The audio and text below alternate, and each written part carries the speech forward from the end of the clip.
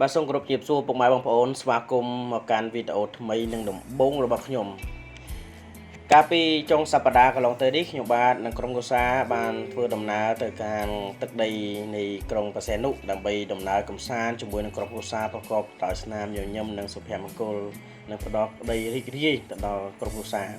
ឥឡូវនេះយើងធ្វើដំណើរនៅលើផ្លូវលបឿនលឿនយើងចេញពីរាជធានីភ្នំពេញម៉ោងប្រហែលជា4បាទហើយឥឡូវនេះយើងជិតដល់លោកយាយម៉ៅទៅហើយឥឡូវបល់ល្មមបាទមកដល់ចំពេលព្រះអាទិត្យរះបាទរះប៉ុន្តែរះបាំងភ្នំទៅវាឃើញមាន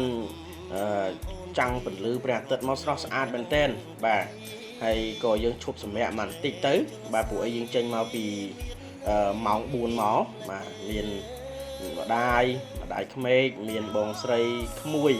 បើនិយាយពីក្មួយតូចហ្នឹង5នាក់ហើយមនុស្សចាស់ហ្នឹងក៏5នាក់ដែរបាទឥឡូវនេះមកទស្សនាព្រះអាទិត្យរះឡើងលើកំពូលភ្នំហ្នឹងតែប្រពន្ធខ្ញុំឃើញអញ្ចឹងស្អាតថតបន្តិចហើយក្រុមគ្រួសារក៏ថតបន្តិចដែរ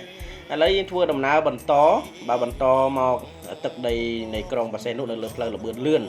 ឃើញថាស្រស់ស្អាតហើយឆ្លៀតពេលនោះក៏ប្រពន្ធទាញទូរស័ព្ទថត selfie មួយក្មួយបាទនេះតយណយនៅក្នុងកាមេរ៉ាទូរស័ព្ទដូចភ្លឺដល់ហើយបាទហើយក្មួយបងស្រីរបស់ខ្ញុំនៅខាងក្រោយ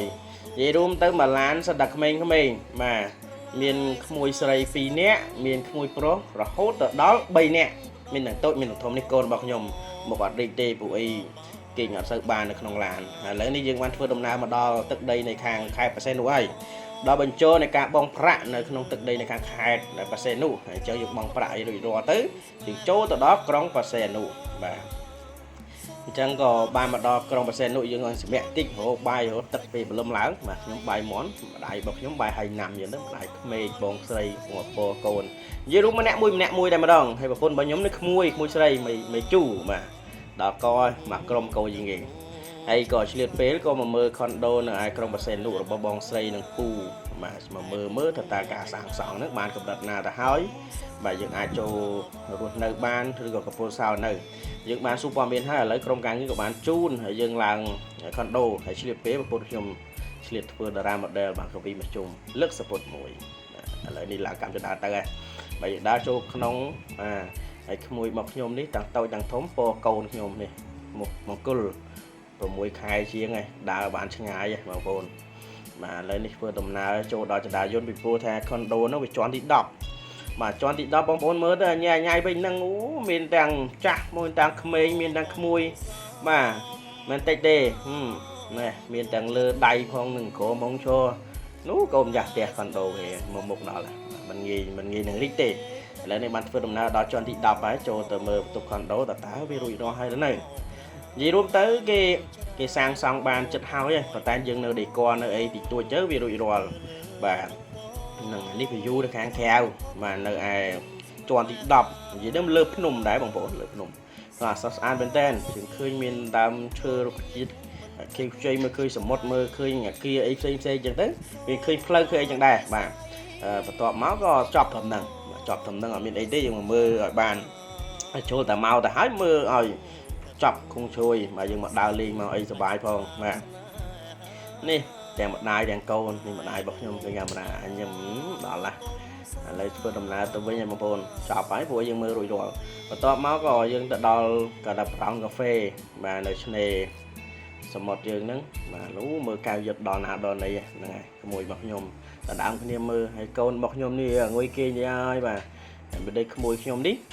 ដល់ហើយឥឡូវទៅមកសើចអ្វីរីករាយទេអូមិនងាយទេបុកនេះមិនងាយទេតម្រាំម្សៅមួយដូច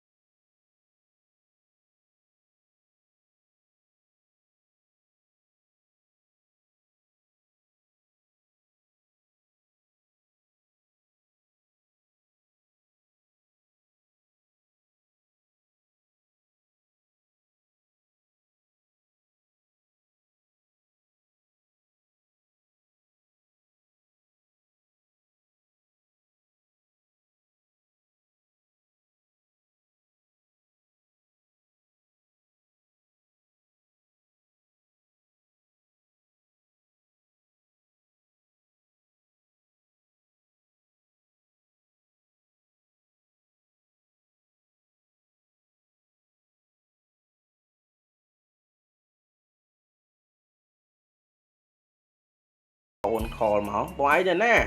បងឯងចូលពេជ្រនៅលេងផ្ទះប្អូនតិចមកក៏ឈៀងចូលលេងផ្ទះប្អូនតិចទៅបាទធ្វើដំណើរជិតដល់ពេញឥឡូវមកលេងផ្ទះបងប្រុសហើយប្អូនគាត់នៅនឹងដែរអញ្ចឹងរៀបចំអីញ៉ាំតិចតួចគាត់ត្រឡប់មកភ្នំពេញតែម្ដងបាទអញ្ចឹងមកដល់ភ្នំពេញវិញហើយអស់ហើយតែប៉ុណ្្នឹងហើយមកធ្វើដំណើរផ្លូវក្បាត់ក្រុងទី3នេះស្រស់ស្អាតមែនទែនចឹងមានអ្វីទេមានតែការបង្កើតស្នាមញញឹមសុភមង្គលក្នុងគ្រួសារទេទើបល្អប្រសើរនៅក្នុងជីវិតការរស់ស៊ីការទទួលទានពេលខ្លះវាហត់នៅយើងអាចបង្កើតនៅភាពឌីឌីអញ្ចឹងក៏ល្អប្រសើរមួយយ៉ាងដែរអរគុណច្រើនបងប្អូនដែលបានតាមដានទស្សនាវីដេអូនេះហើយមួយវិញទៀតជាចុងក្រោយក៏បងប្អូនបើសិនជាមានបញ្ហាមុខមុនមុខខ្មៅមុខអីដែលមិនស្រូវស្រស់ស្អាតអីនោះអាចសាកប្រឹក្សាឬក៏សាកសួរអំពីផលិតផល SM Beauty Care បាទពីព្រោះថាផលិតផលនេះប្រើប្រាស់រយៈពេល1សប្តាហ៍ទៅ2សប្តាហ៍គឺថាមានប្រសិទ្ធភាពបើសិនជាមិនប្រែប្រួលមានប្រសិទ្ធភាពទេអាចដូរយកលុយវិញបានបងប្អូនអាចទំនាក់ទំនងតាមរយៈ page SM Beauty Care ក៏បានឬក៏តាមរយៈលេខទូរស័ព្ទ086 98 58 89បាទអរគុណ